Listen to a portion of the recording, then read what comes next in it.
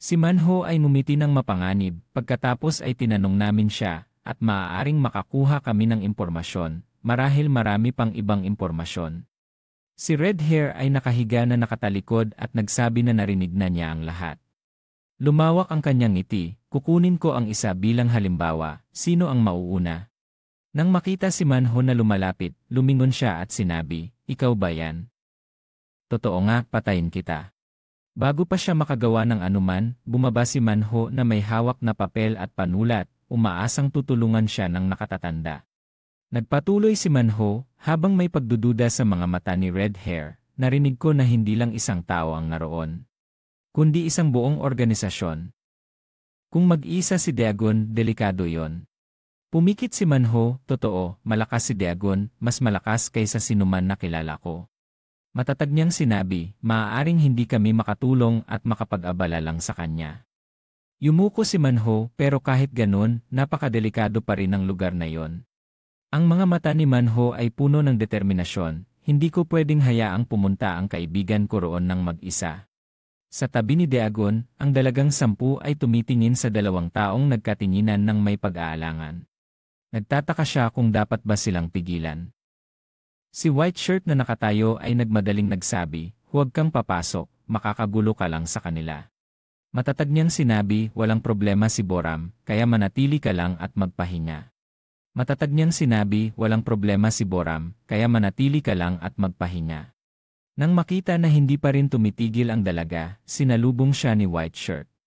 Inilipat nila ang isang aparador na malapit at lumitaw ang 2 pintuan.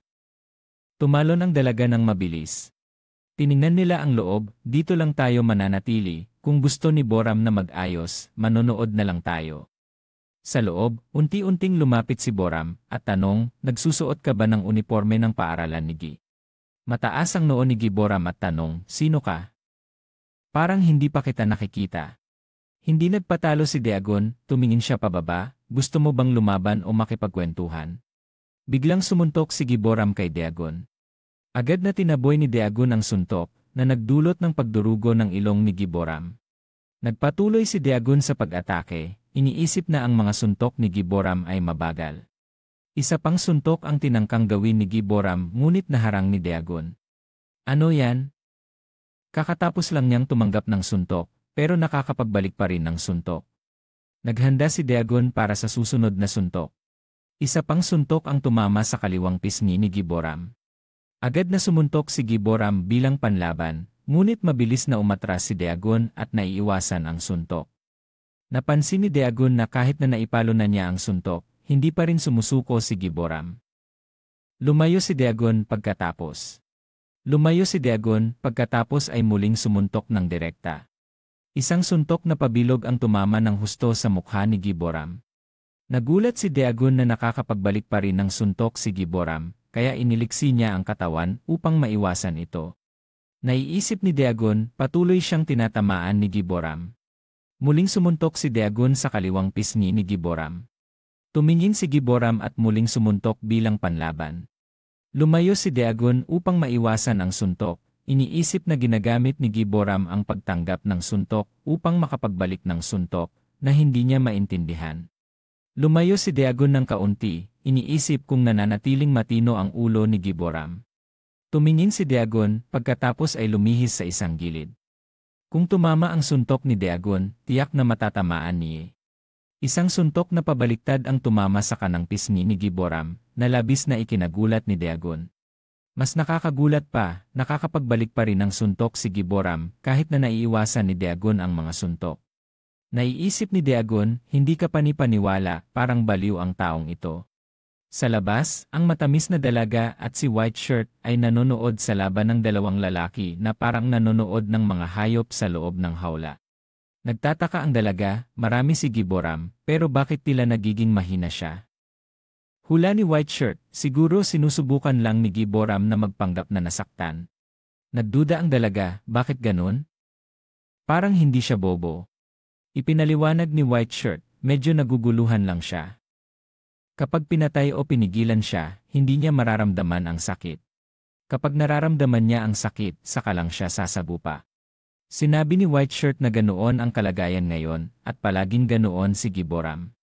Sabi ng dalaga pero masakit na Sa loob, patuloy na tinatanggap ni Giboram ang mga suntok.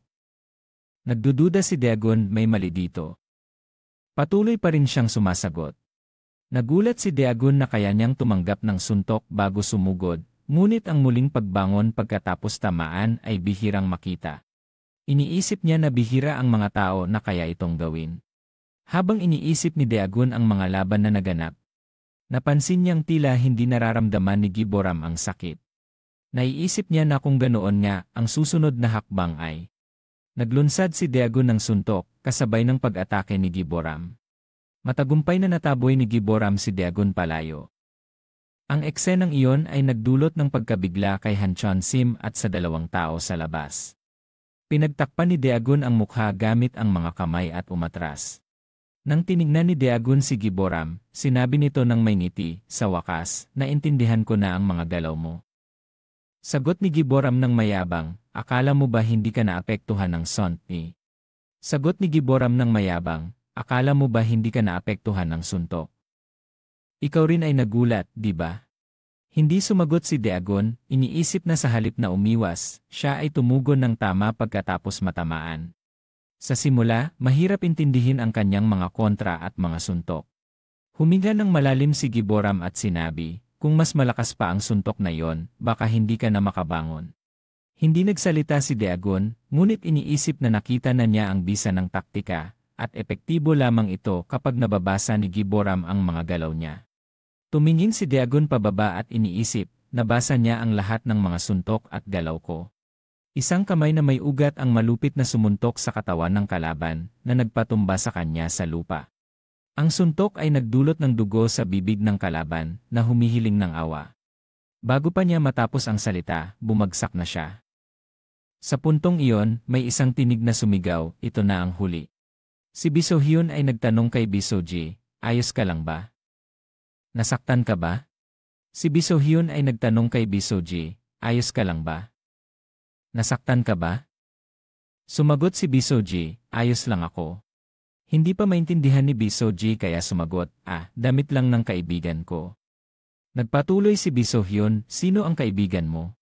Sagot ni Bisoji, hindi mo na kailangang malaman. Bakit? Tumingin si Bisohyun sa paligid at sinabi, susuriin ko kung may iba pang tao dito. Lumingon si Bisoji at sumagot. Sa isip niya, hindi tama ang lugar na ito. Hinanap ko na si Dagon pero wala siya. Nag-isip si Bisoji at nagtanong sa sarili, siya ba ang kalaban namin? Sa isip niya, parang sinabi ng tao na gusto niya ang babaeng ito. Ang alaala ay nagdulot ng inis kay Bisoji at sinabi sa sarili, hindi naman siya mukhang sinungaling. Saan kaya napunta si Dagon? Ang alaala ay nagdulot ng inis kay Bisoji at sinabi sa sarili, hindi naman siya mukhang sinungaling. Saan kaya napunta si Dagon? Sa isip niya, hindi tama ang lugar na ito. Hinanap ko na si Dagon pero wala siya. Nag-isip si Bisoji at nagtanong sa sarili, siya ba ang kalaban namin? Sa isip niya, parang sinabi ng tao na gusto niya ang babaeng ito. Sa puntong iyon, sinabi ni Bisohyun, wala nang iba. Hindi pa kumbinsido si Bisoji kaya nagtanong muli, sigurado ka ba? Sagot ni Bisohyun ng may kumpiyansa, sigurado. Sabi ni Bisoji, sige, umalis na tayo. Si Boram na mayabang ay tumawa kay Dagon, isa kang kawili-wiling tao, kakaiba ka sa mga nakatagpo ko noon. Isa kang kawili-wiling tao, kakaiba ka sa mga nakatagpo ko noon. Tumingin si Dagon sa kanya at sumagot, sino ang makakaintindi ng kakaibang estilo mo sa pakikipaglaban? Hawak ni Boram ang isang jacket at mayabang na sinabi, sa tingin ko, dapat kang sumali sa underground fighting ring. Pero sige na lang, hindi na kailangan pang pumunta doon. Kinuha niya ang isang supot at sinabi, sa underground fighting ring, puro mga bobo lang ang mga tao. Ibinaling niya ang kamay at inilabas ang isang pulang tableta, maliban sa isang tao, at malapit na siyang matalo sa akin. Si Boram ay pinasok ang kamao niya sa bibig ni Dagon at tumingin kay Dagon habang sinasabi. Kaya nga sinabi ko, tuwang-tuwa ako na makita ka, matagal na rin mula nang huling makakita ako ng isang taong kagaya mo, kaya hindi ko palalampasin ang pagkakataong ito. Ngayon, nagsalita si Dagon, sandali lang, kinain mo na ang 2 tableta kanina. Ngunit may isang tao sa tabi ang gumawa ng tunog kaya pareho silang lumingon. Siya si Hanchon Sim na nakaupo sa sulok, nag-isip, kanina kumain siya ng higit sa 2 tableta. Sobra ang paggamit na yon at delikado. Tumingin si Boram kay Dagon at sumagot, ito ba? Hindi naman ganoon karami, ayos lang ako. Kinuskus ni Boram ang ulo niya at sinabi, mas mabuti pa na ipakita ang epektong gusto ko para mapawi ang aking isipan. Tumingin si Dagon sa kanya at sumagot, pero kung patuloy kang gagamit, sa tingin ko magiging kontraproduktibo iyon. Mabilis na lumapit si Boram kay Dagon at sinabi, kung gusto mong malaman, subukan mo na lang mismo, at dali-daling sumugod kay Dagon.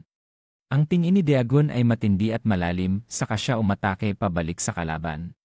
Ngunit hindi rin basta-basta ang kalaban, ginamit niya ang kanyang mga kamay na puno ng ugat at pinunong kamao na sumugod ng diretsyo. Kitang-kita ang mukha ni Boram, ngunit mas mabilis si Dagon, tinamaan niya ito ng isang suntok. Tinamaan niya ito ng isa pang suntok. Si Boram ay nagalit at nagplano ring umatake. Ngunit napatama ni Dagon ang suntok ni Boram. Nagkatinginan silang apat na mata sa isang sandali. Sa bawat suntok ni Boram, halos natatamaan ito ni Dagon. Medyo naiinis ang mukha niya, saka muling tinamaan ni Dagon si Boram sa mukha. Napaupo si Boram at umatras, lumapit si Dagon at sinabi, hindi ko alintana kung tumataas o bumababa ang iyong espiritu. May seryosong mukha si Dagon at nagpatuloy, hindi naman ito nakakaapekto sa akin. Nakaupo sa sulok si Hanchon Sim, pinisil ang kanyang bibig dahil sa liwanag. Iniisip na, ilang minuto lang ngunit sobrang dami ng suntukan ng dalawa. Nakaupo sa sulok si Hanchon Sim, pinisil ang kanyang bibig dahil sa liwanag. Iniisip na, ilang minuto lang ngunit sobrang dami ng suntukan ng dalawa. May isang dalaga at isang binata na nakatayo sa ibaba, nag-aalala at nagtanong, bakit ang lakas ng tunog niya? Sumagot ang binata, hindi ko alam, biglang nangyari habang nag-uusap sila. Pinunasan ni Boram ang dugo sa kanyang mukha at sinabi, mahilig ka bang magpanggap? Tumingin siya kay Dagon at sinabi, sa bawat pagkakataon, sinasamantala ko ito para umatake pabalik. Gustong-gusto ko ang kakaibang mga suntok mo. Sumagot si Dagon, siguro binibigyan mo ako ng papuri. Tumayo si Boram at sinabi kay Dagon, pasensya na, panahon na. Mabilis siyang lumapit at sinabi, aksyon na ako. Ang mga mata at utak ni Boram ay tila hindi matatag. Para siyang baliw at mumurmur ng 3 salita, narito na ako. Ginamit niya ang kanyang mga kamay na puno ng ugat para suntukin si Dagon, lahat ng lakas ko, ilalabas ko ngayon, ngunit natamaan ito ni Dagon. Kahit ilang suntok pa ang ibato niya, natatamaan pa rin ito ni Dagon. Kahit ilang suntok pa ang ibato niya, natatamaan pa rin ito ni Dagon. Hinawakan ni Dagon ang kamay ni Boram at mabilis na pumaligid sa likod ng kalaban. Ipinuhos niya ang buong lakas sa isang suntok, ngunit ang tumama sa mukha ni Dagon ay ang matipuno at malakas na dibdib ng kalaban. Sinipa siya ng kalaban. Nakita ni Dagon ang sitwasyon at nag-isip, hindi ko siya bibigyan ng pagkakataon na umatake pabalik. Sigurado si Boram ay sumugod kay Dagon. Nagpatuloy siyang sinipa si Dagon. Nakita ni Dagon ang sitwasyon at sinabi sa sarili, mas mabilis siya ngayon, malaki ang epekto. Hinawakan ni Dagon ang sipa ng kalaban. Napansin niya ang kakaibang ekspresyon ni Boram, parang nasa ulap, kaya lalo siyang naniniwala na ito ay dahil sa gamot na ginamit nito. Sigurado si Boram ay sumugod kay Dagon.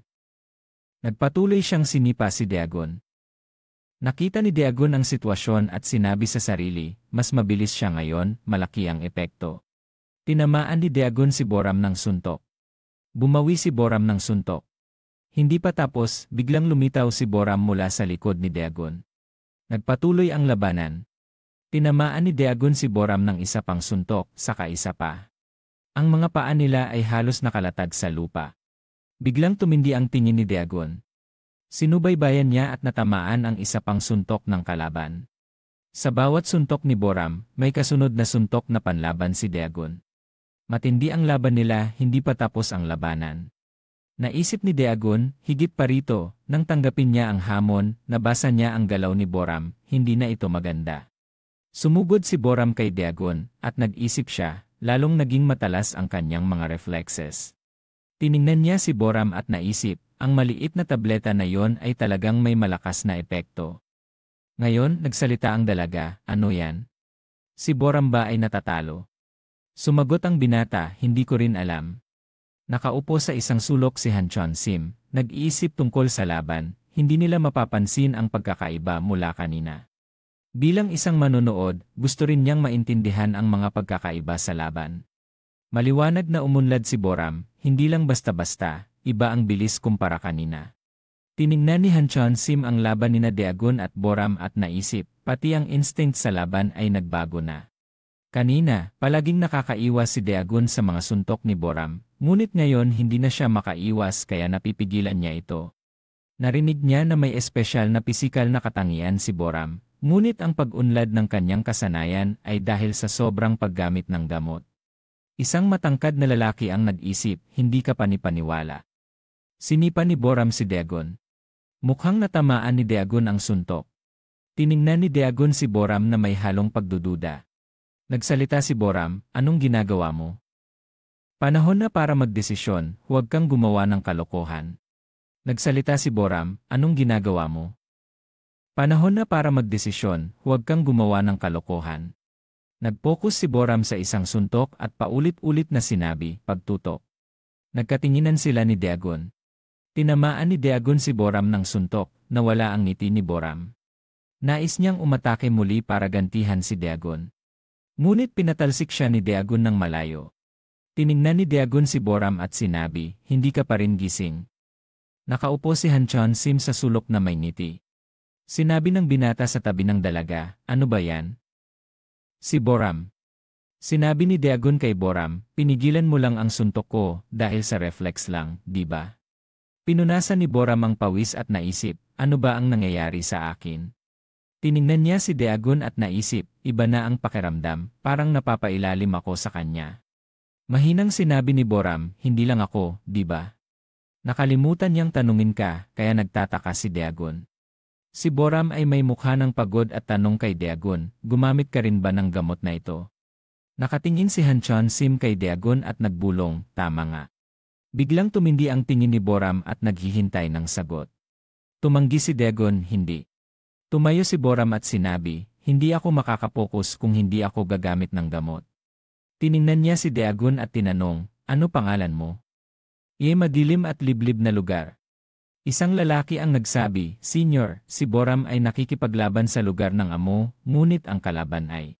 Tumigil si Park Hee-jun at sinabi, ipakita mo sa akin.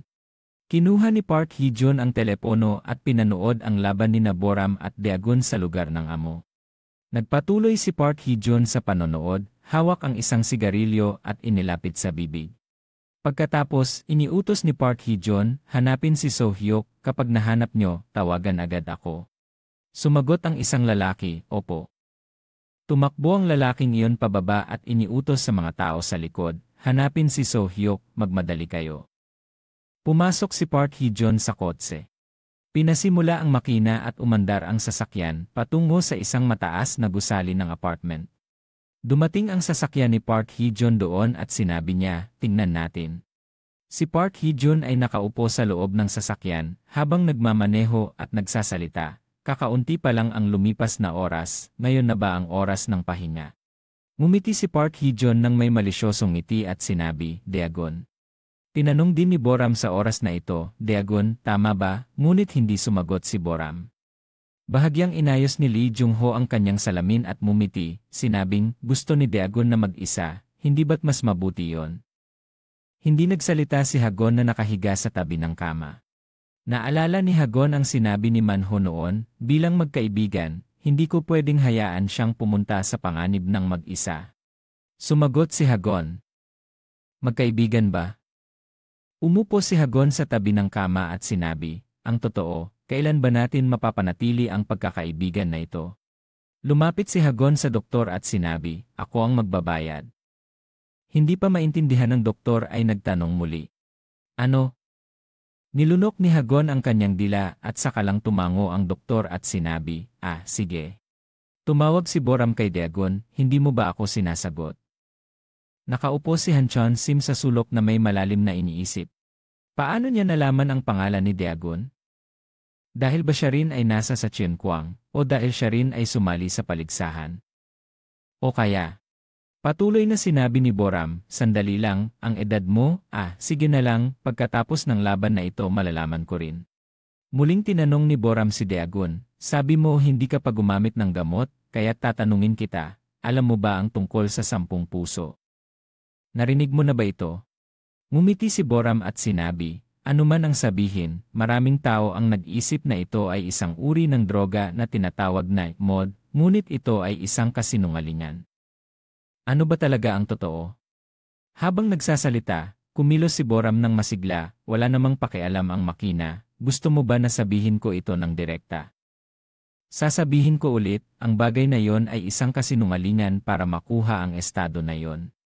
Biglang umatake si Boram. Ang mga mata niya ay mapanganib at sinabi, kailangan kong maging malakas muna. Lumapit si Boram at umatake, may isang malakas na tinig na nagsabi, hayaan mong sabihin ko sa'yo, hindi totoo ang bagay na yon. Nagsalita si Park Hee-jun, ano na? Sumagot si Boram, parang pinapatay ako nito, anong klaseng kabaliwan ito? Ngumiti si Park Hee-jun habang inalis ang kanyang jacket, at sinabi kay Boram, tinatawag nila itong pagpasok sa puso. Yun lang ang alam ko. Biglang nagtanong si Boram, pagpasok sa puso. Ano ba ang sinasabi mo? Itinapon ni Park Hee-jun ang kanyang jacket, at ginamit ang kanyang kamay para mag-sign, halika na, sa halip na magpaliwanag.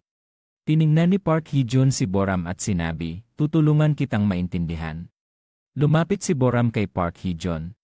Sinabi niya na tutulungan niya si Boram na maintindihan kung ano ang pagpasok sa puso. Unang umatake si Boram gamit ang suntok, ngunit naharang ito ng kalaban. Anumang suntok ni Boram ay nahaharang. Isang suntok ang papalapit sa mukha niya. Inilaan ni Boram ang lahat ng lakas sa suntok na yon. Patuloy na pinagmamasdan ni Boram ang kalaban. Sa kalaunan, naisip niya parang isdang treat ang taong ito. Ngunit nakikita pa rin niya ng malinaw ang galaw nito. Hinawakan ni Park Hee-jun ang balikat ni Boram at umatake sa kalaban. Napagtanto ni Boram ang isang bagay at napahanga siya na kaya niyang makita ito. Isang suntok at isa pa na nagdulot kay Boram ng dugo sa bibig at ilong. Ngunit hindi pa tapos, ginamit ng kalaban ang kamay para itulak ang dibdib ni Boram. Isang suntok ang panghuli na nagdulot sa kanya ng pagkawala ng balanse. Iniisip ni Boram kahit ganon. Napalo si Boram ng paulit-ulit ni Park Hee-jun. Biglang huminto ang tingin ni Boram, mabilis na lumingon si Park Hee-jun. At biglang binigyan si Boram ng suntok sa gitna ng mukha. Isang suntok ni Park Hee-jun na nagdulot ng pagdurugo sa ilong ni Boram. Sa ilalim ng kamalayan ni Boram, tinanong niya ang sarili, bakit hindi ko siya matalo? Pwede bang peke ang gamot na ito? Sa ilalim ng kamalayan ni Boram, tinanong niya ang sarili, bakit hindi ko siya matalo? Pwede bang peke ang gamot na ito? Halos mawalan ng malay si Boram, ngunit sa puso niya ay isang salita lang ang naisip, gago. Sa isang puwersa, nagising ang kamao ni Boram. Ramdam niya na walang pagkakaiba. Umatake si Boram sa kalaban. Ang lalaking nakaupo sa sulok ay nanood at sinabi sa sarili, si Boram ay gumagamit ng maraming droga, paano naman si Dagon?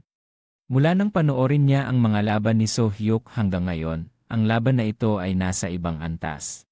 Ang daloy ng oras dito ay parang pelikula, ang oras ay nahati at sumusunod sa galaw ng mga ito.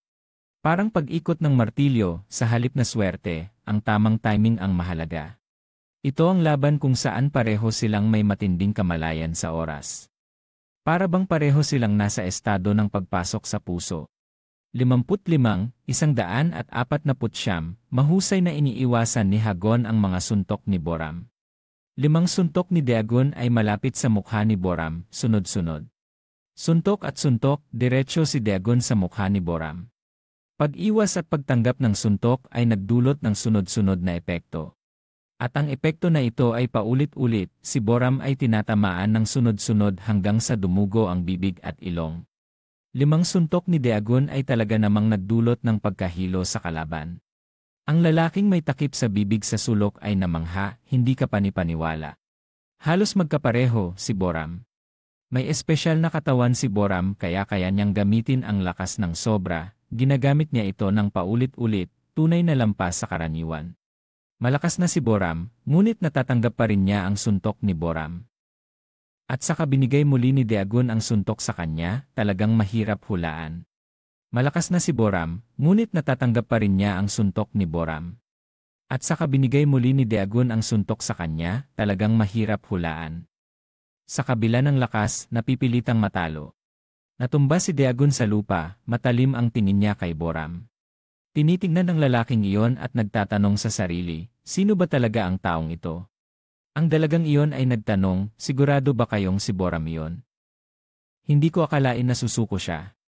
Sumagot ang kalaban, baliw ka ba? Hindi ko pa nakita ang isang tao na mag-aayos ng ganyang paraan ng walang dahilan. At saka, marami na siyang ginamit na gamot. Tinanong muli ng dalaga, ano ba talaga ang gamot na iyon? Sumagot siya, hindi ko alam, ang alam ko lang ay kung sino ang nagbebenta nito ay kumikita ng malaki. Bakit hindi mo subukan? Biglang lumitaw si Lee Jung-ho sa likod ng dalawa at sinabi, hindi ako pupunta doon. Nagulat si Andres Santos at sinabi, naku, sino ka ba? Tinanong din ng dalaga, sino ka? Naguluhan si Lee Jung-ho at sinabi, ano ito? Akala ko marami ang manonood, dalawa lang pala kayo. Tumingin si Andres Santos at sinabi, hoy, sino ka? Sumagot si Lee Jung-ho, maaari ba akong malaman ng higit pa tungkol sa gamot na yon? Nagalit si Andres Santos, hinawakan ang leg ni Lee Jung-ho at sinabi, peste ka, anong ginagawa mo dito? Sinubukan ni Lee Jung-ho na suntukin siya. Ngunit naikot niya ang kamay ni Andres Santos na nagdulot ng sakit at iyak. May isang tao ang pumasok at nagtanong, bakit kayo nandito?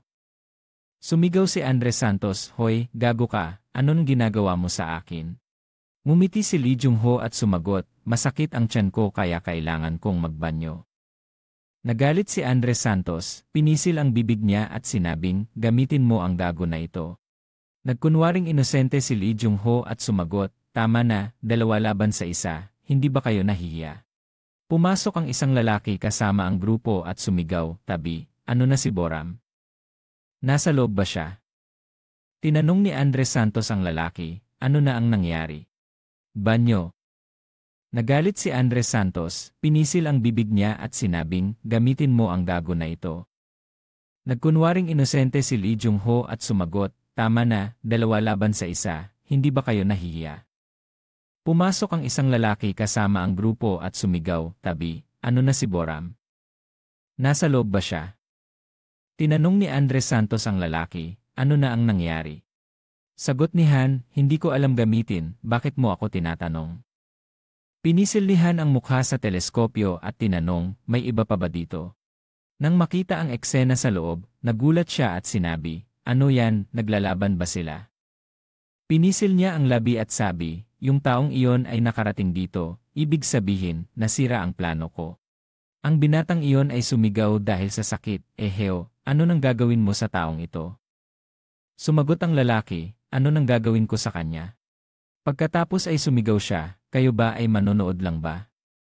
Lumapit ang grupo ng may kayabangan at sinabi, ano to, dapat nating paalisin siya. Tumingin ang binata kay Lee Sung-hwan at sabi, ewan ko sayo, paano mo akalain na kaya mong manalo kung isa lang kayo laban sa marami? Tumawa si Lee Sung-hwan at sabi, nga, isa lang ay medyo mahirap. Pumasok si No Man-hyu mula sa likod at sabi, sino ng isa? Nang makita ni Lee Sung-hwan si No Man-hyu, umiti siya at tanong, nandito rin kayo? Naroon ang 3 tao, No Man-hyu, Yeong-min at Bang Horong. Medyo nagalit si Yeong-min at sumigaw, Lee Sung-hwan, ang bastos ng taong iyon sa pamilya mo. Tinanong ni No Man-hyu, mabuti na lang at dumating kami sa tamang oras. Nandoon pa ba si Dagon sa loob? Umiti si Lee Sung-hwan at sabi, pasensya na, dahil sinab. Nandoon pa ba si Dagon sa loob? Ngumiti si Lee Sung-hwan at sabi, pasensya na, dahil sinabi ni Dagon na gawin ko ito. Tanggalin muna natin sila, pagkatapos pag-usapan natin yan. Tumawa ang grupo at sabi, anong sinasabi mo? Tanggalin kung sino? Akala mo kaya mong talunin kami? Tumingin ang lalaki kina No Man-hyu, Yeong-min at Bang Horong at sabi, Mga kaibigan nyo na parang mga extra lang, at may isang babae pa, nakakatawa. Kung gusto nyo, palalampasin ko kayo, kung matalino kayo, umalis kayo. Bilisan nyo. Tinanong ni Nomanhu, ano? Naka-cross arms ang lalaki at sabi, sinabi ko na huwag kayong pumasok dito, umalis kayo. May sakit ka ba?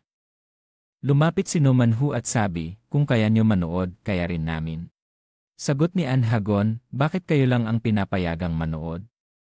Hindi na nagsalita si Nomanhu, hinawakan ang bigat at pinabagsak ang lalaki. The translation for file 20 is incomplete or missing in the provided text. Tumingin ang lalaki kina Nomanhu, Yongmin, at Banghurong at sabi, mga kaibigan nyo na parang mga extra lang, at may isang babae pa, nakakatawa.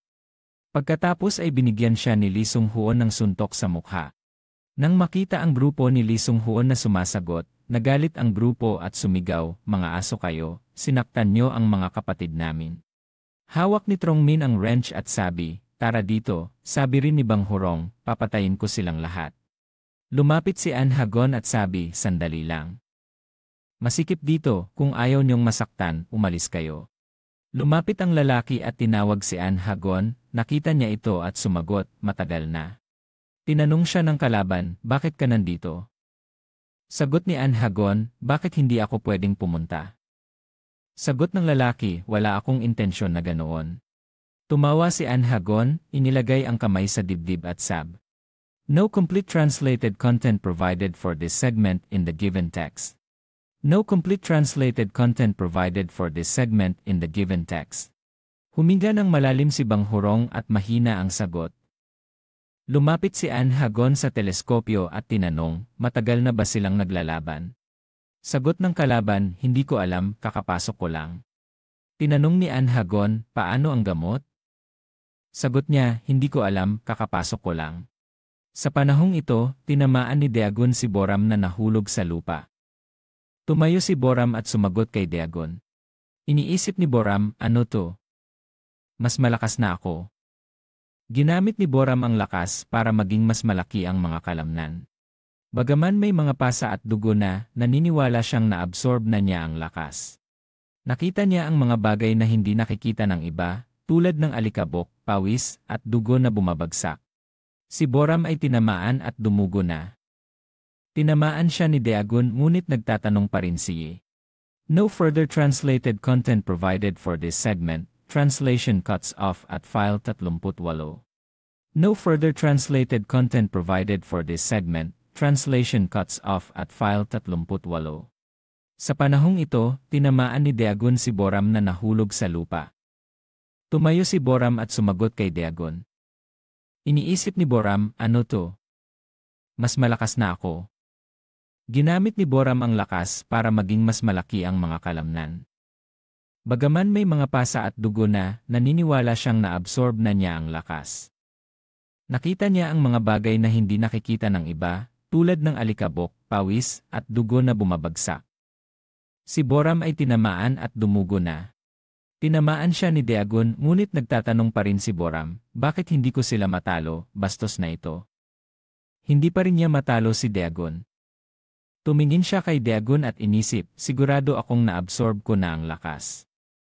Lumapit si Dagon kay Boram at pinabagsak siya sa lupa. Masakit at dumugo si Boram. Iniisip niya lahat ito ay ilusyon lang. Hirap na siyang tumayo.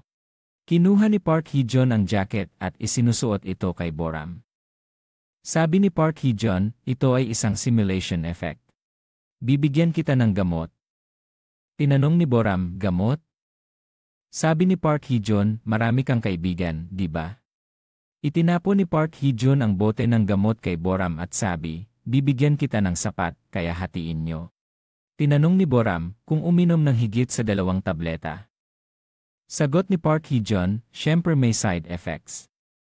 Sagot ni Boram, hindi naman.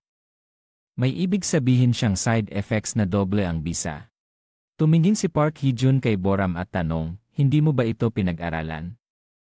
Nagtaas lang ng kilay si Boram at hindi sumagot. Tumingin si Dagon kay Boram nang may pagdududa at tanong, ano nang ginagawa mo? Nakita si Boram na ibinubuhos ang buong bote ng gamot sa bibig niya. Nagulat si. Tumingin si Dagon kay Boram nang may pagdududa at tanong, anong ginagawa mo?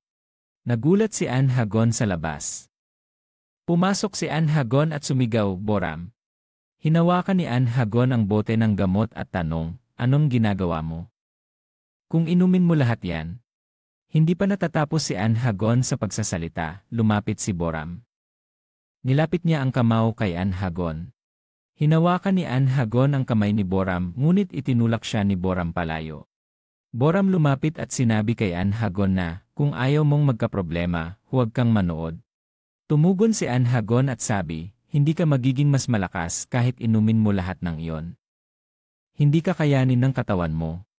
Naiinis si Boram at sumagot, anong alam mo kung bakit kailangan kong pakinggan ka? Mukhang may sakit si Anhagon, kaya hindi na nagpatuloy si Boram sa pagsasalita. Lumiko si Boram at hindi nakalimutang lumingon at sabi, hindi na ako magsasalita, umalis ka na. Pagkatapos, lumapit si Boram kay Dagon at sinabi, siguro marami ka ng laban sa iba't ibang lugar, kaya hindi na natin kailangang mag-alala, tuloy lang. Hagon na, kung ayaw mong magkaproblema, huwag kang manood. Tumugon si Anhagon at sabi, hindi ka magiging mas malakas kahit inumin mo lahat ng iyon. Hindi ka kayanin ng katawan mo. Naiinis si Boram at sumagot, anong alam mo kung bakit kailangan kong pakinggan ka? Mukhang may sakit si Anhagon, kaya hindi na nagpatuloy si Boram sa pagsasalita. Lumiko si Boram at hindi nakalimutang lumingon at sabi, hindi na ako magsasalita, umalis ka na. Pagkatapos, lumapit si Boram kay Dagon at sinabi, siguro marami ka ng laban sa iba't ibang lugar, kaya hindi na natin kailangang mag-alala, tuloy lang tayo. Tumugon si Dagon, huwag kang sobra-sobra. Sagot ni Boram, sobra. Hanggang ngayon, wala pa yan. May kakaibang reaksyon ang katawan ni Boram. Bumilis ang tibok ng puso niya at naramdaman niya ang hindi magandang pakiramdam sa loob ng katawan niya. Nakita ni Dagon ang kakaibang kilos ni Boram. Lalo pang naging hindi normal si Boram, lumitaw ang mga ugat at mga ugat sa mukha niya at napasigaw siya ng ilang beses na nagpapakita ng sakit. Pagkalipas ng ilang sandali, nakita ni Dagon na parang bumalik na si Boram sa normal na estado. Lumapit si Dagon kay Boram at sinabi, kung ganito ka, mahirap magpatuloy sa laban. Kahit hindi ako masyadong nakakaalam tungkol sa gamot, sa tingin ko, sobra ang gamit mo, kaya wala nang lakas para lumaban. Pinayuhan ni Dagon si Boram na tigilan na ito at magpahinga. Sa pagkakataong ito, bigla ang umatake si Boram kay Dagon, ngunit sa kabutihang palad, dahil sa mabilis na reaksyon, naagapan ni Dagon ang suntok. Hinawakan ni Dagon ang mga ri. Napasigaw siya ng ilang beses na nagpapakita ng sakit. Pagkalipas ng ilang sandali, nakita ni Dagon na parang bumalik na si Boram sa normal na estado. Lumapit si Dagon kay Boram at sinabi, kung ganito ka, mahirap magpatuloy sa laban. Kahit hindi ako masyadong nakakaalam tungkol sa gamot, sa tingin ko, sobra ang gamit mo, kaya wala nang lakas para lumaban. Pinayuhan ni Dagon si Boram na tigilan na ito at magpahinga.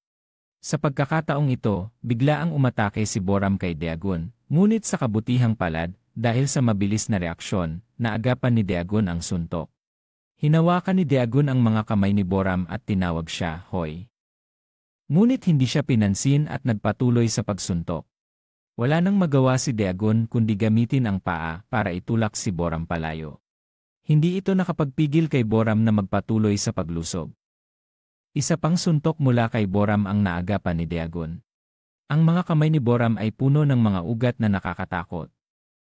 Nakita ito ni Dagon at sinabi kay Han, bakit mo pinipilit ang sarili mong suntukin siya? May ni Boram para umatake kay Dagon, ngunit muli itong naagapan. Si Anhagon ay nanood lang sa nangyayari at iniisip sa kanyang sarili na ganito ang sitwasyon ngayon. Masaya siya na hindi siya na-overdose. Ngunit tiningnan niya ang bote ng gamot na nakahiga sa lupa at sinabi, hindi ka panipaniwala na naubos niya ang bote na iyon at wala pa rin siyang masama. Patuloy na lumaban si Boram kahit na may dugo sa bibig. Tiningnan ni Dagon at naisip na talagang naging kakaiba na si Boram. Ang lalaking nasa labas na nakita si Anhagon na nakaupo ng nakayuko sa sahig ay naisip din na karaniwan lang si Anhagon. Bumalik siya at itinuro hanggang sa mga kasama niya. Nakita ito ng mga kasama at kinuha ang mga pamalo, naghanda na silang umatake. Ngunit hindi nila ginawa iyon, sa halip ay lumapit sila mula sa likuran at sumigaw, "Patayin natin sila." Nagsimula na ang labanan. Narinig ito ni No Manhu at lumingon. Ang mukha ni No Manhu ay puno ng pagkabigla. Nagulat siya nang makita si Yang Simmo na dumating. Nang makita si Yang Simmo, sumigaw sila ng 2 beses, "Guro!" Ural at sumigaw, "Patayin natin sila." Nagsimula na ang labanan. Narinig ito ni No Manhu at lumingon. Ang mukha ni No Manhu ay puno ng pagkabigla. Nagulat siya nang makita si Yang Simmo na dumating. Nang makita si Yang Simmo, sumigaw sila ng 2 beses, "Guro!" Pumasok si Yang Simmo at sinabi, "Napakaingay niyo." Ang 2 lalaki ay napahinto at tumingin, bakit biglang ganito? Pumasok si Bang Hurong at nagtanong, "Nasaan ang gang?" Ang lalaking iyon ay bumaba ang mukha nang makita ang mga dumating at sinabi, kasama na si Bang Hurong, kumpleto na ang 4 na pinuno. Nang makita ni An Hagon si Yang Simmo, tumayo siya at sinabi, "Dumating ka na, medyo late ka nga." Pumasok si Yongmin at nagtanong, "Nasaan ang gang?"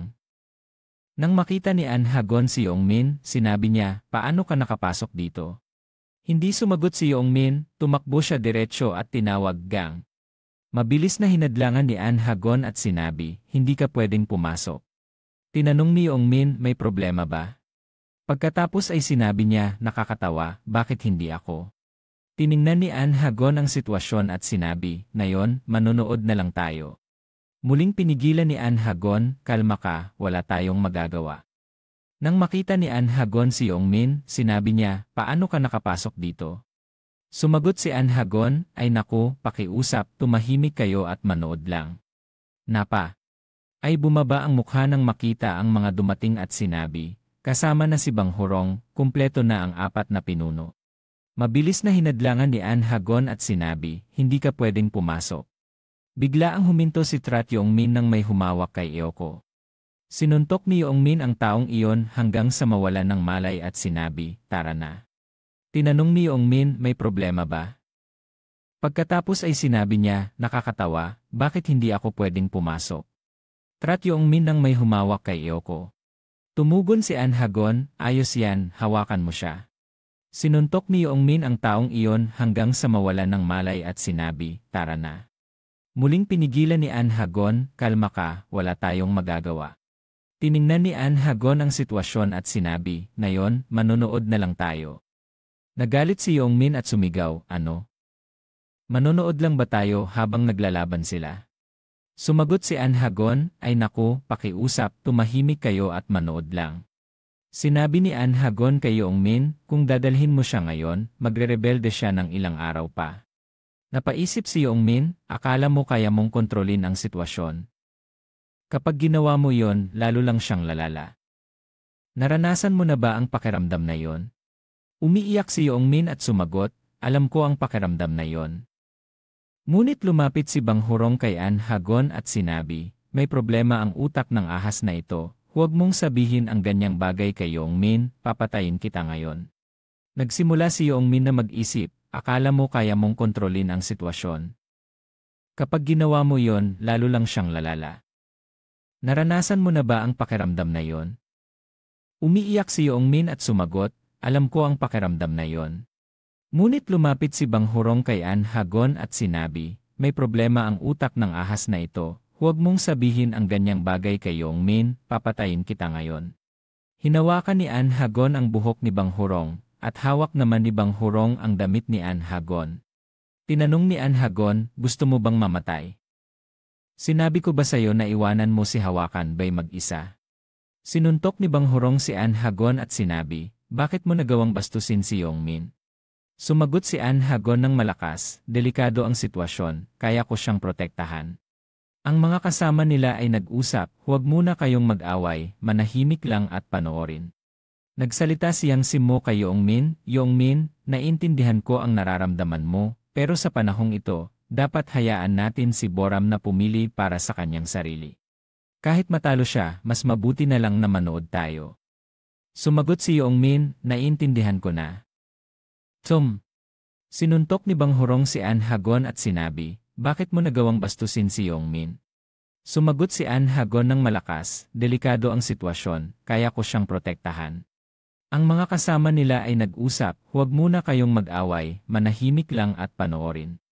Nagsalita siyang si Mo kay Yongmin, Yongmin, naiintindihan ko ang nararamdaman mo, pero sa panahong ito, dapat hayaan natin si Boram na pumili para sa kanyang sarili. Kahit matalo siya, mas mabuti na lang na manood tayo. Sumagot si Yongmin, naiintindihan ko na. Tumingin siyang si Mo kay An Ha-gon at nagtanong, ilang gamot na ba ang nainom niya? Sumagot si Bang Hurong na nakikipaglaban kay An Ha-gon, tama yan. Ang babaeng nakatayo sa tabi ay nagsabi, alam ko na ang tanong niyang si Mo, sino siya? Nagpatuloy ang babae, sa una, uminom siya ng kaunti, pagkatapos ay marami, at naubos niya ang buong bote. Nang marinig ito niyang si Mo, nagulat siya at nagtanong, lahat. Tumingin si Yongmin kay Yang si Mo at nagtanong, anong nangyari sa'yo? Hindi ba't delikado yon? Mo kay An Ha-gon at nagtanong, ilang gamot na ba ang nainom niya? Sumagot si Bang Hurong na nakikipaglaban kay An Ha-gon, tama yan. Ang babaeng nakatayo sa tabi ay nagsabi, alam ko na ang tanong niyang si Mo, sino siya? Nagpatuloy ang babae, sa una, uminom siya ng kaunti, pagkatapos ay marami, at naubos niya ang buong bote. Nang marinig ito niyang si Mo, nagulat siya at nagtanong, lahat. Tumingin si Yongmin kay Yang si Mo at nagtanong, anong nangyari sa'yo? Hindi ba't delikado yon?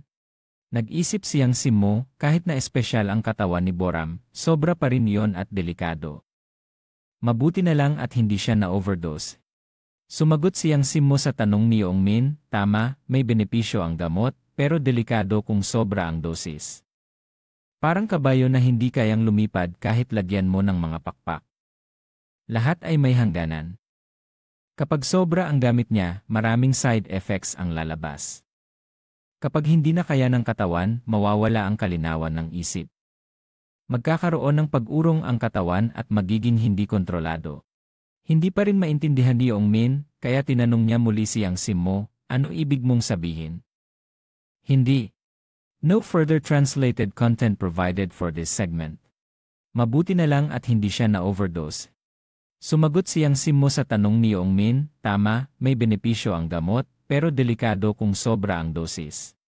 Parang kabayo na hindi kayang lumipad kahit lagyan mo ng mga pakpak. Lahat ay may hangganan. Kapag sobra ang gamit niya, maraming side effects ang lalabas. Kapag hindi na kaya ng katawan, mawawala ang kalinawan ng isip.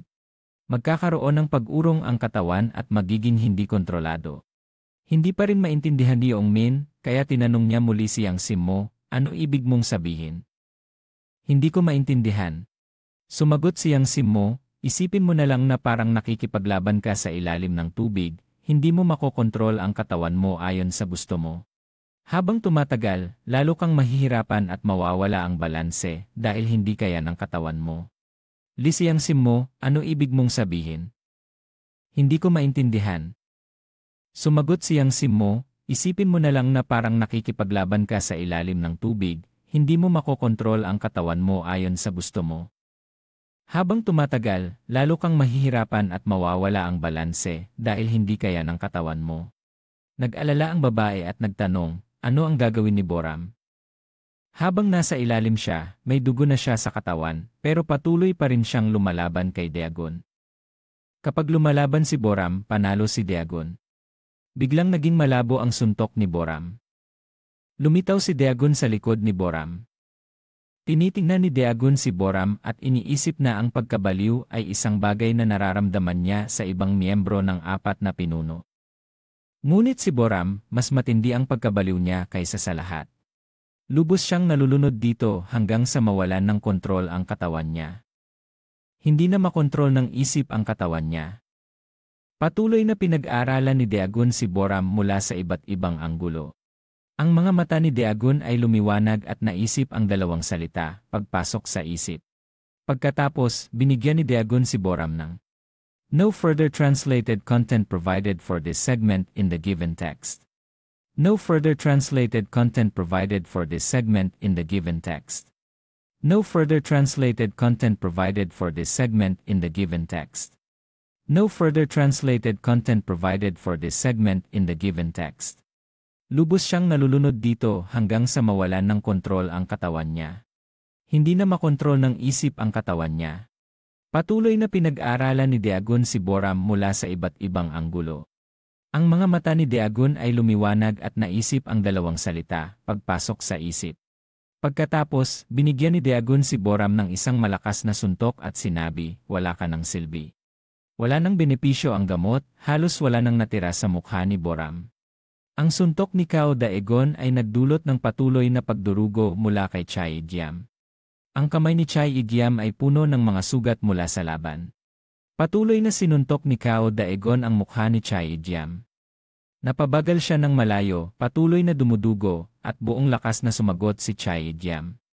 Ang suntok ni Cao Daegon ay nagdulot ng patuloy na pagdurugo mula kay Chai Igyam. Ang kamay ni Chai Igyam ay puno ng mga sugat mula sa laban. Patuloy na sinuntok ni Cao Daegon ang mukha ni Chai Igyam.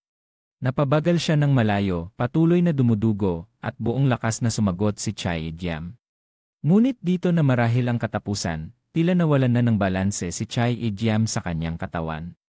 Ang mukha niya ngayon ay wala ng iba kundi dugo at mga pasa. Sinabi ni Cao Daegon sa oras na ito na siya ay malapit nang sirain ang kanyang sarili, ngunit siya rin ang magtatapos ng laban.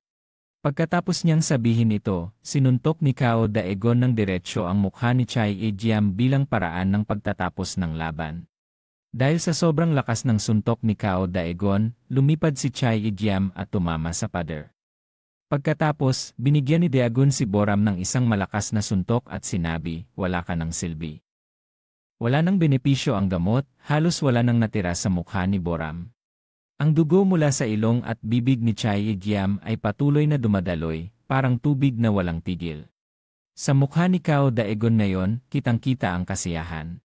Pagkatapos niyang sabihin ito, sinuntok ni Cao Daegon ng diretsyo ang mukha ni Chai Igyam bilang paraan ng pagtatapos ng laban. Dahil sa sobrang lakas ng suntok ni Cao Daegon, lumipad si Chai Igyam at tumama sa pader.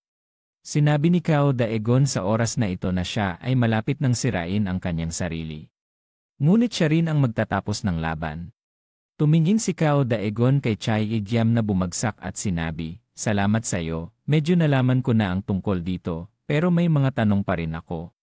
Ang mukha niya ngayon ay wala ng iba kundi dugo at mga pasa. Nagsimula si Cao Daegon na magtanong, Hien, at Patii. Si An Hagon at Baijiu at Baijiu na naglalaban ay napilitang huminto.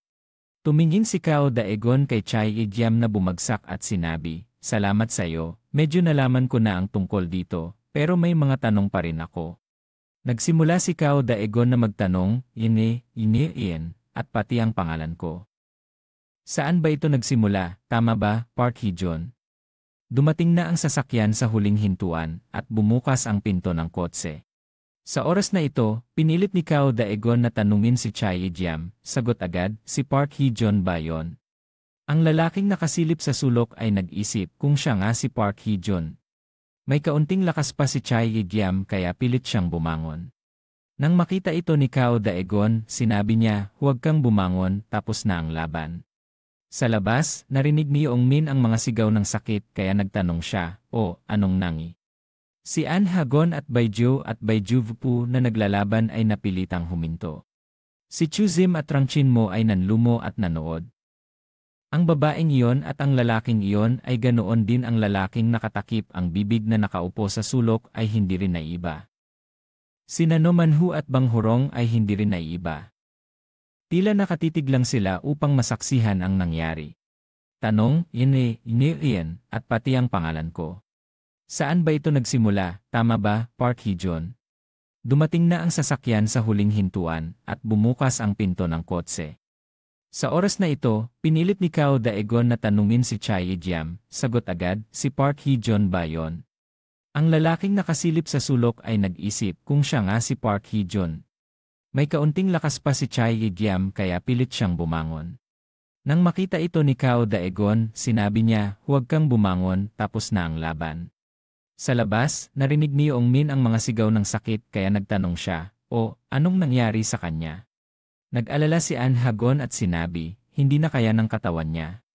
Napatingin si Trat sa isang tao.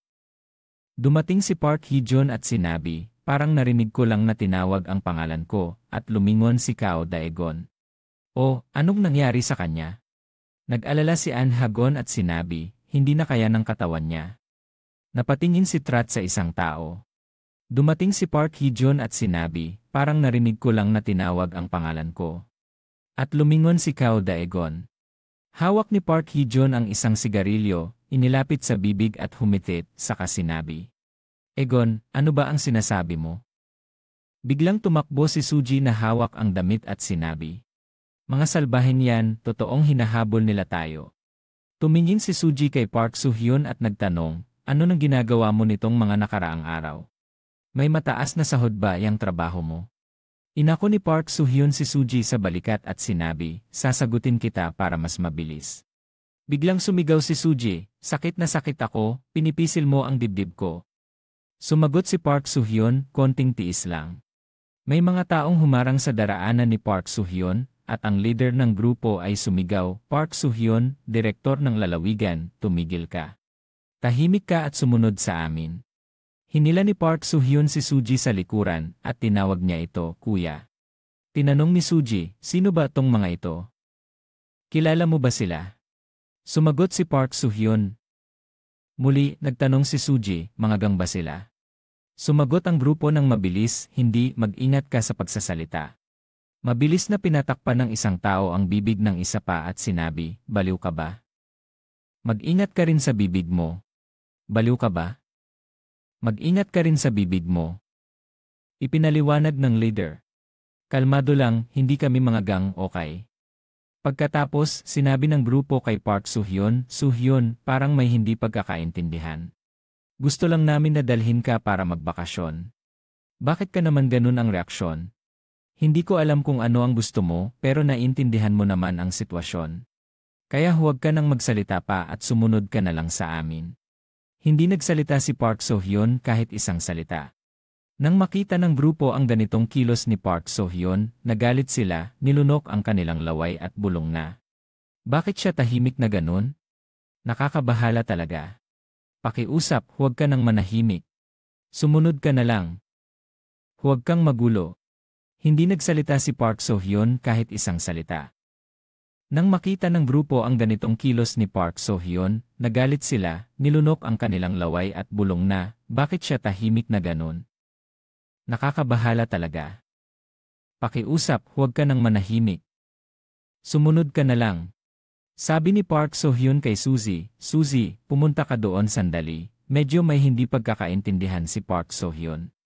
Ngayon, umiti si Park Soo-hyun, ibinaba ang sombrero at sinabi.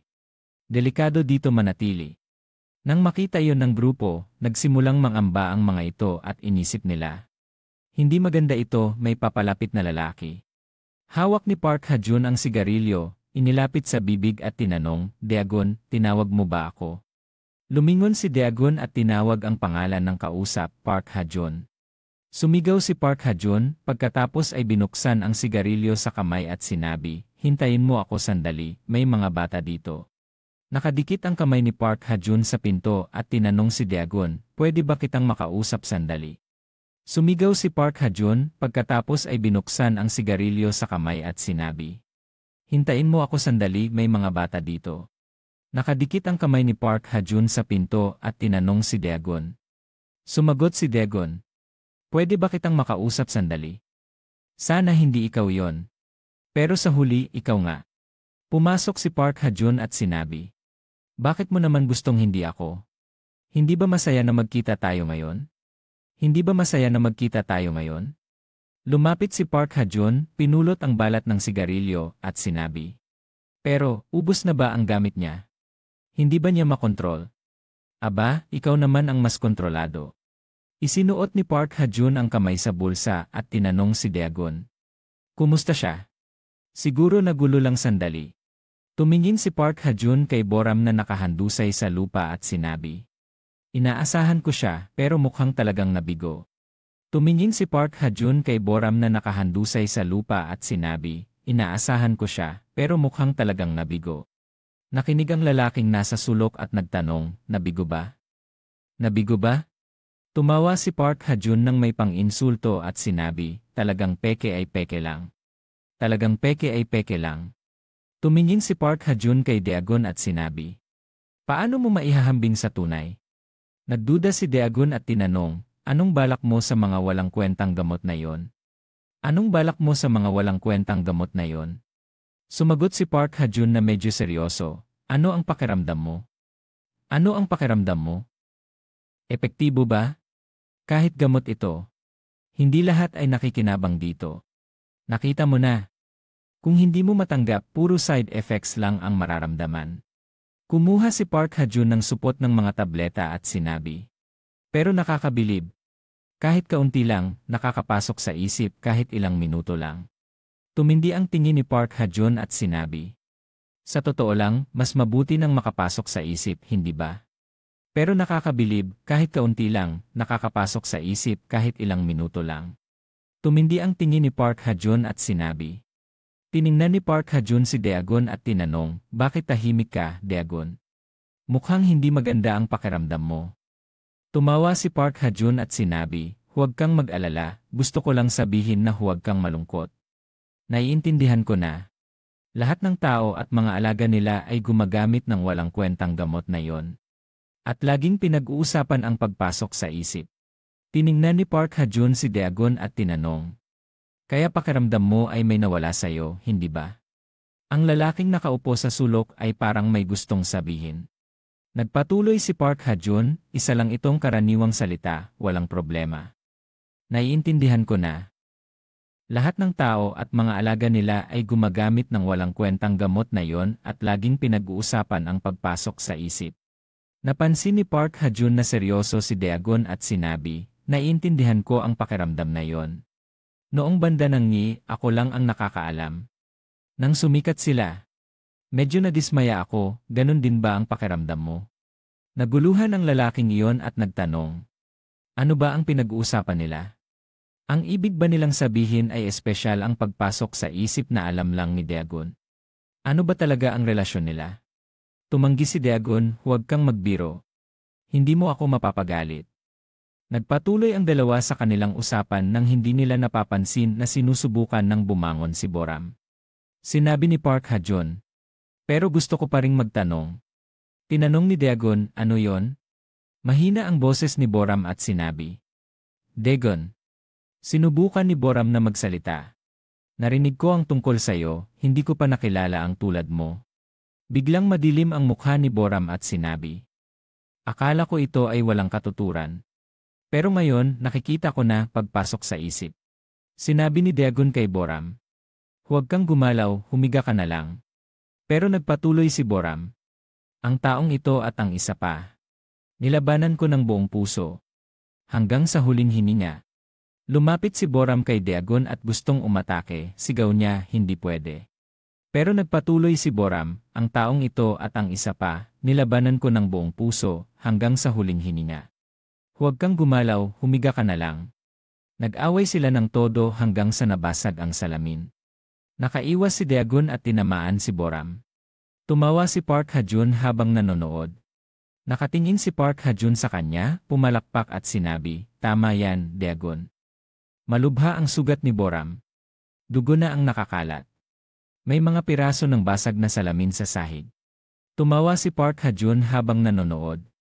Pumalakpak at sinabi, tama yan, Daegun. Biglang dumating ang isang grupo sa harap ni Daegun at sinabi. Hindi ko na matandaan kung kailan ko huling nakita ang mukha mo. Mukhang mas maayos ka na ngayon. Mula sa likod ni Daegun, may ibang boses na nagsabi. Akala ko hindi na kita makikita muli. Kinuha ng kaaway ang sigarilyo at sinabi. Pinapaalala nito sa akin ang nakaraan, noon, pareho tayong mga mandirigma. Inilapit niya ang sigarilyo sa bibig at sinabi, tatay ang tama. Inilapit niya ang sigarilyo sa bibig at sinabi, tatay ang tama. Nang marinig iyon, nagalit si Daegun. Hawakan mo ang bibig mo kung ayaw mong mamatay. Itinapon niya ang sigarilyo sa lupa. Tumingin si Daegun sa kanya ng seryoso at sinabi, gusto kong mamatay, heto, subukan mo. Naramdaman ni Daegun ang galit at ang kamay niya ay puno ng ugat. Pinilit ng kaaway. Gamitin mo ang buong lakas mo. Hindi nagsalita si Dagon, pinipigilan ang galit at sinabi. Umalis ka, ayokong ulitin pa. Lumapit ang lalaki at tinanong, totoo ba yan? Matino ka. Mas mabuti pang magtiis ka. Sa totoo lang, napansin ko na mula nang mawala ka, may pagbabago ka na. Tiningnan ni Dagon ng bahagya at sinabi. Hindi kita nakita na ganito dati. Sa labas, tinanong ni Manho, sino ba yang tao? Sagot ni Manho, hindi ko alam, hindi ko marinig ang sinasabi nila. Malakas ang usapan. Tinanong ng grupo, may kaugnayan ba sila? Tinanong ni Dagon, may kaugnayan lang ba? Mukhang kilala nila ang isa't isa.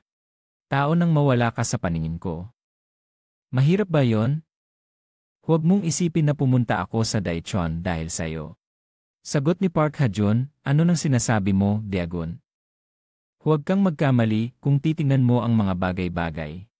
Tiningnan ni Park Ha-jun si Dagon at sinabi, umalis ka at mabuhay ng mag-isa, iyon ang responsibilidad mo, ano ba? Tinanong niya si Dagon, ang ibig mong sabihin ba ay sinusubaybayan kita? Inayos ni Park Ha-jun ang kanyang jacket at sinabi, mas tama siguro na sabihin na yon ang gusto kong hilingin. Tapos na ang usapan. Tumingin si Park Ha-jun sa nakatali na lalaki at sinabi, siya si Era. Hindi na tayo mga bata kaya magpakatino na tayo. Nang umalis, pinaalalahanan ni Park Ha-jun si Dagon, mag-ingat kayo sa isa't isa at gawin ng maayos ang trabaho nyo. Lumabas si Park Ha-jun at agad na nagtanong si An Ha-gon, ang kalagayan ba ni Boram ay baka uminom na siya ng lahat ng gamot na may side effects. Napangit ang mukha ni Dagon at sinabi, matagal na akong hindi natawa. Pero ngayong araw, natawa ako ng marami dahil sa mga walang kwentang ginagawa mo. Si Dagon, ang ibig mong sabihin ba ay sinusubaybayan kita? Inayos ni Park Ha-jun ang kanyang jacket at sinabi, mas tama siguro na sabihin na yon ang gusto kong hilingin. Tapos na ang usapan.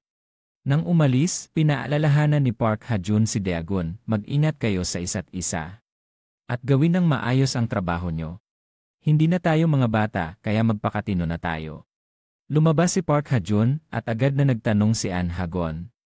Ang kalagayan ba ni Boram ay baka uminom na siya ng lahat ng gamot na may side effects?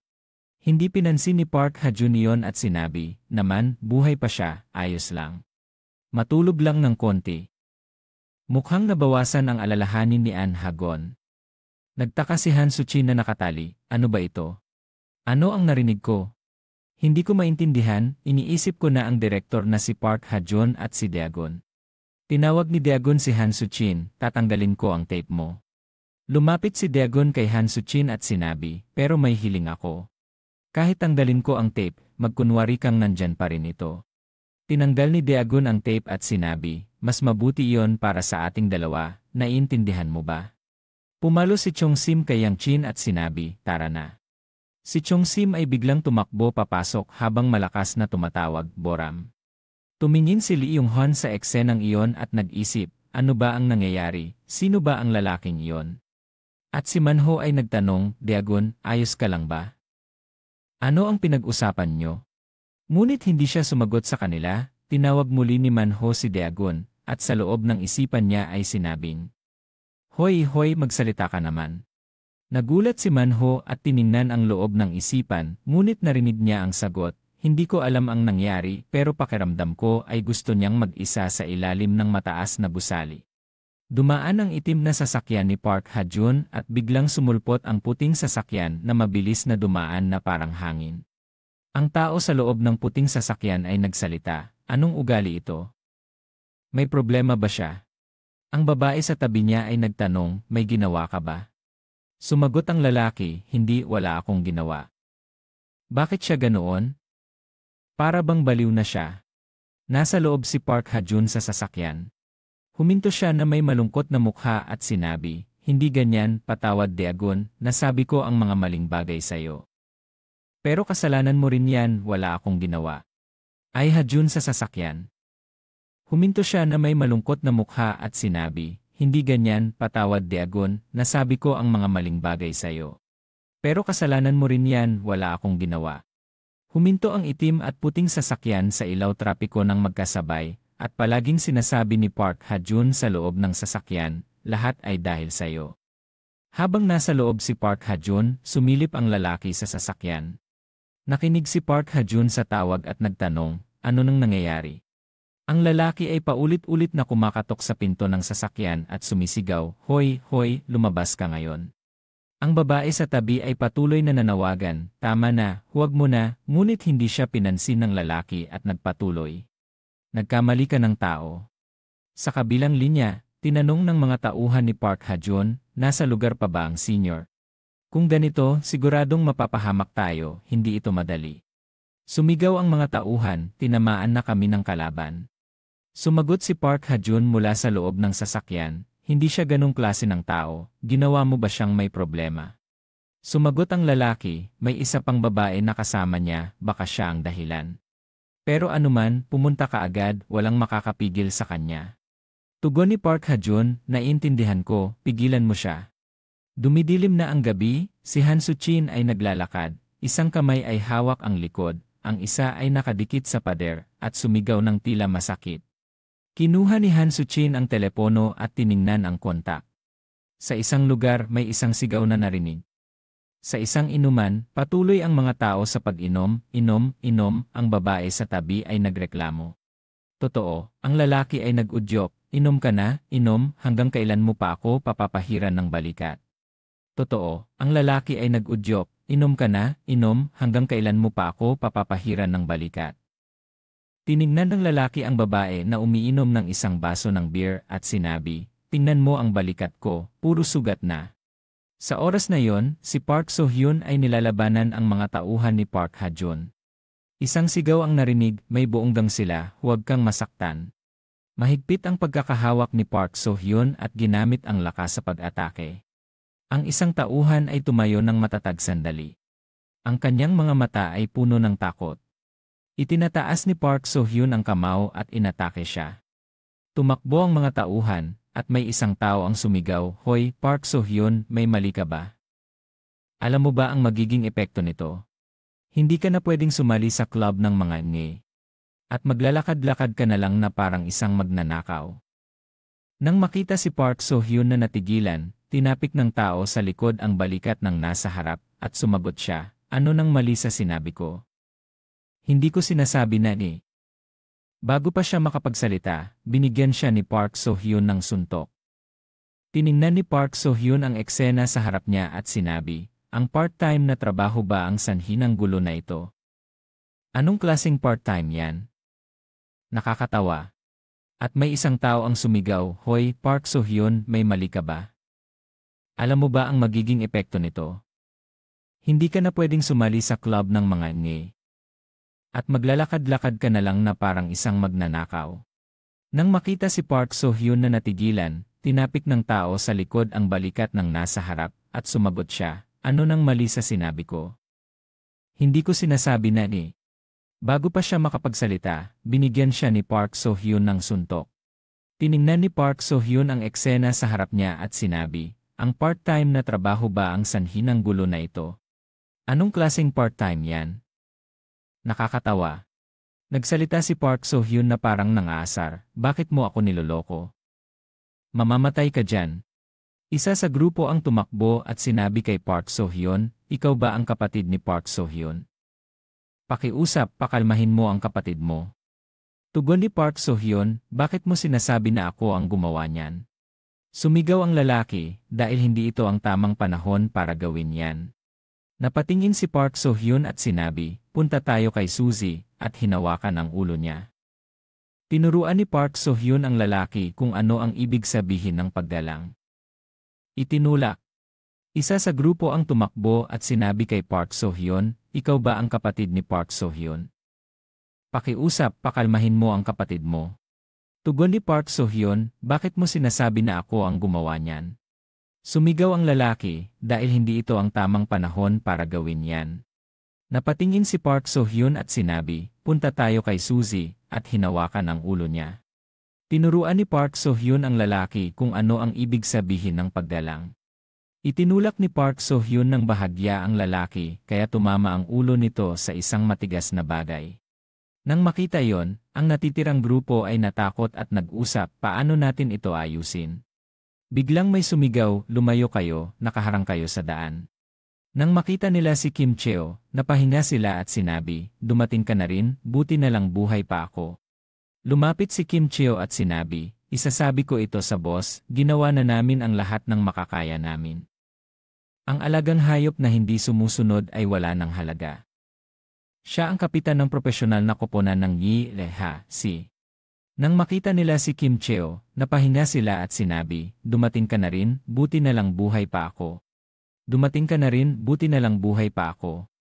Lumapit si Kim Cheo at sinabi, isasabi ko ito sa boss, ginawa na namin ang lahat ng makakaya namin. Ang alagang hayop na hindi sumusunod ay wala ng halaga. Siya ang kapitan ng propesyonal na koponan ng Yi Leha, si Kim Cheo. Lumapit si Park So-hyun kay Kim Cheo, sinuntok siya at sinabi, sayang, nawalan tayo ng isang manlalaro. Bumagsak si Kim Cheo sa lupa. Hindi pinansin ni Park So-hyun ang paligid at tuloy-tuloy na lumaban. Ang tingin ni Park So-hyun ay nagdudulot ng takot kahit sa isang sulyap lang. Nang makita yon, dalawang tauhan sa likod ay nagpasya na tumawag na lang sa bahay dahil baka wala na silang pagkakataon. Anak ito, ano ang ginagawa mo, ina? Salamat sa lahat, ina. Sinabi rin ng isa, mahal ko, alam mo ba kung magkano ang insurance ko? Malapit ka nang yumaman. Ang kabayo ay tumatakbo sa ilalim ng matinding araw at init. Ang kabayo ay nagsisikap na tumakbo ng diretsyo. Matatag pa rin ang mga paa nito, naghanda itong tumalon ng mataas. Lumipad ang kabayo sa kalangitan, at pagkatapos ay naghanda itong bumagsak sa dagat. Ang kabayo ay lumipad sa malalim na dagat, ang tubig ay sumabog na kulay asul sa kalangitan. Sa ilalim ng dagat, makikita ang anino ng isang ibong bozam. Ang ibong bozam ay puno ng mga sugat at unti-unting lumulubog sa tubig. Pagkalipas ng ilang sandali, ang ibong bozam ay nakahiga sa lupa, binuksan ang mga mata. Sa oras na yon, naroon sina Daegon, si Bokyu, at si Yang Chen. Ang ibong bozam ay nagising at sinabi, ahoy. Nang makita ni Daegon na nagising ang ibong bozam, tinanong niya, hoy, bozam, wala ka ng gana ba? Hoy, bozam, wala ka ng gana ba? Nag-alala si Chungsim at lumapit, Boram, ayos ka lang ba? Hinawakan ni Boram ang ulo at tinanong ang mga tao, nasaan ang dalawang iyon? Sumagot si Yang Chin, umalis na sila kanina, pero ang mahalaga, kumusta ka na ngayon? Hindi sumagot si Boram kundi nanatiling tahimik. Naalala ni Boram ang laban kay Daegon at naisip, yun na lalaki, hindi na kailangan ng ito na ang tunay na pagsasanay. Ito na ang tunay na pagsasanay. Lumapit si Chungsim at inabot ang kamay para hawakan ang mukha ni Boram bilang pag-aalala. Sinabi ni Chungsim, Boram, hayaan mo akong tingnan ang mga sugat mo. Matapat na itinulak ni Boram ang kamay ni Chungsim at sinabi, umalis ka. Tumayo si Boram at nagtanong, nasaan ang matanda? Nagulat si Chungsim, pasensya na, nasasaktan ka ba? Hindi ko sinasadya. Lumampas si Boram kay Chungsim at sinabi, naistorbo mo ako. Lumampas si Boram kay Chungsim at sinabi, naistorbo mo ako. Lumapit siya sa lalaki at nagtanong, wala ba sa ibang lugar? Sumagot ang lalaki, kailangan muna nating pumunta sa ospital. Inulit ni Boram ang salitang ospital. Nakita ng babae si Chungsim na umaalis sa putikan. Sinundan niya si Boram at ang lalaki ay sumagot, sasama ako. Nakatingin si Chungsim sa likod ni Boram. Pagkatapos ay sinundan niya si Boram, habang tinatawag siya ni Bokhu mula sa likod, Chungsim. Hindi siya nakarinig at tuloy-tuloy na tumakbo at sinuntok ng diretsyo ang puwit ni Boram. Lumingon si Boram at nagtanong, anong ginagawa mo? Nag-alinlangan si Chungsim at nagtanong, hindi ba nasasaktan? Nag-alinlangan si Chungsim at nagtanong, hindi ba nasasaktan? Sumagot si Boram, nasasaktan. Nagbibiro ka ba? Gusto mo bang sumama? Umiiyak si Chungsim at tinanong si Boram, hindi ba nasasaktan? At pagkatapos ay umiyak ng malakas, talaga bang hindi ka nasasaktan? Lumapit ang babae kay Chungsim na umiiyak at sinabi, ay naku, ano nang gagawin natin? Huwag kang umiyak. Nagsalita si Yang Chin ng mahina kay Boram, sabihin mo na lang na nasasaktan ka, alam mo naman ang ibig kong sabihin. Nag-alinlangan si Boram at sumagot, ganoon ba? Ano pa ang masasabi ko? Parang may mga sugat pa ako. At pagkatapos ay inilapit ni Boram ang kamao niya kay Chongsim. Ngunit nang malapit na, tumigil siya, mahalaga lang nasubukan si Chongsim. Nang makita ang kamao ni Boram sa harap niya, medyo natakot si Chongsim. Nag-aalala sina Boku, Dagon, at Yang Chin habang nanonood. Si Boram sa puntong ito ay nagsalita na, kung gusto ninyong maglaro para sa pamilya, maglaro kayo ng mag-isa. Huwag niyong ituring akong isang bata pa. Bakit kailangang magpanggap na nasasaktan? Totoong mga bata talaga. Tumingin si Chongsim sa likod ni Boram, at si Boku ay tumawag, Chongsim. Lumapit si Boku nang may pag-aalala at tinanong siya, ayos ka lang ba? Tumingin si Boku kay Boram at sinabi, yung batang si Boram na yon. Sa puntong iyon, itulak ni Chongsim si Boku at sinabi, hindi ko kailangan malaman. Kami lang ang naglalaro para sa pamilya at masaya kami, kaya huwag kang maglaro kasama namin sa susunod. Mas bata ka pa sa amin, araw-araw puro away lang ang alam mo, mabuhay ka ng maayos, halimaw na may mukha ng kabayo. Hindi pinansin ni Boram ang sinabi ni Chongsim at nagpakita pa siya ng bastos na ugali kay Chongsim. Nagtanong si Bokyu, pero sino ba yung babaeng iyon? Sumagot si Yang Chin, mukhang may pagkakahawig siya kay Chongsim. Nagsalita si An Hagon, anong pagkakahawig? May problema ba ang mga mata mo? Saan siya kahawig? Lumingon si Chongsim at sinampal si An Hagon, pagkatapos ay sinuntok niya ito. Biglang kumurap ang mga pilik ni An Hagon. Sinabi ni Chongsim, hindi na kita susuntukin, kaya huwag na kayong magpanggap na nasasaktan. Napangiti si Boku ng pilit at tinanong si Chongsim, anong peke na sakit? Tumango si Chongsim, alam ko lahat, akala mo ba tanga ako? Nagsalita si An Hagon, kailan ba tayo hindi nasasaktan? Nang mapagtanto ko, huli na. Nagtanong si Boku, kailan ba nagsimula yan? Bumalik sila sa kanilang dating paaralan. Noong panahong iyon, sina Bokyu, Boram, An Hagon, at Yang Chin Mo ay mga masiglang bata. Nag-away sina Boram at An Hagon noon. Sinabi ni Boram kay An Hagon, nauna kang nagpakita, sagot ni An Hagon, ikaw ang nauna. Dumating si Chongsim at nagtanong, muli na namang nag-aaway. Nag-alala sina An Hagon at Boram, ay hindi, nandito na siya, tapos na tayo. Hindi na nagsalita si Chongsim at sinuntok si An Hagon at Boram ng tig-isang suntok. Nakatawid si Chongsim at nagtanong, ngayon, bawat isa ay may suntok, patas na yan. Tumugon si An Hagon, patas. Nagsabi si Boram na masakit, ay, ang sakit pala, bakit ba malakas ka kahit babae ka? Tumayo si Chongsim na may kamay sa balakang, dahil ako ang leader niyo. Nagbabala si Chongsim, hindi na kayo dapat mag-away, kung hindi, papatulan ko kayo. Naintindihan? Opo, susunod kami, sagot ni An Hagon. Bulong ni Boram kay An Hagon, bakit kaya siya malakas na parang hayop? Yiray. Nag-utos si Chongsim, Boram, lumapit ka. Noong bata pa sila, talagang masakit iyon. Ang langit noon ay napakaberde at malungkot, ngunit lumipas ang panahon. Nang makita sina Boram, Yang Chin Mo, An Hagon, at Boku na nag-aaway, lumapit si Chongsim at sinabi ko na, huwag na kayong mag-away kapag nasa high school na tayo.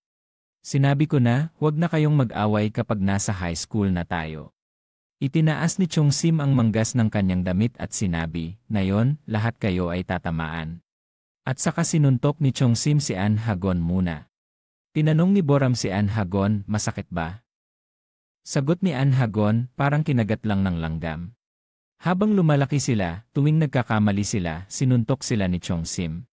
Hindi na masakit ang mga suntok ni Chongsim sa kanila. Nang suntukin ni Chongsim si Yang Chin Mo, at hindi ito tumugon tulad ng dati, nagduda si Chongsim. Kaya nagkunwari si Yang Chin Mo na nasasaktan ng suntukin ni Chongsim. Tumingin sina Boram, An Hagon, at Boku kay Yang Chin Mo nang may pagtataka, lalo na nang suntukin ito sa tiyan. Tumingin sina Boram, An Hagon, at Boku kay Yang Chin Mo nang may pagtataka, lalo na nang suntukin ito sa tiyan. Sila ay humawak sa tiyan at sabay na nagsabi, sakit talaga. Sinabi pa ni An Hagon, malakas ang suntok ni Chongsim. Hungsim sa kanila. Nang suntukin ni Chongsim si Yang Chin Mo, at hindi ito tumugon tulad ng dati, nagduda si Chongsim. Tinanong ni Chongsim, anong nangyari sa inyo? Konti lang ang lakas ng suntok ko, sinabi ko na huwag mag-away, pero hindi kayo nakinig. Sa susunod, babaan ko na lang ang lakas. Nagsalita si Boku, hindi, ibigay mo lahat ng lakas mo, noon ay sabay-sabay kaming lumaban. Hanggang ngayon ay ganun pa rin, naalala ni Boku at sinabi, akala ko isang araw ay mahuhuli din kami. Ngunit nang marinig niyang alam ni Chong Sim ang tungkol dito, medyo nalungkot siya. Kailan mo ba nalaman? Nag-isip si An Hagon at sinabi, siguro mula noon.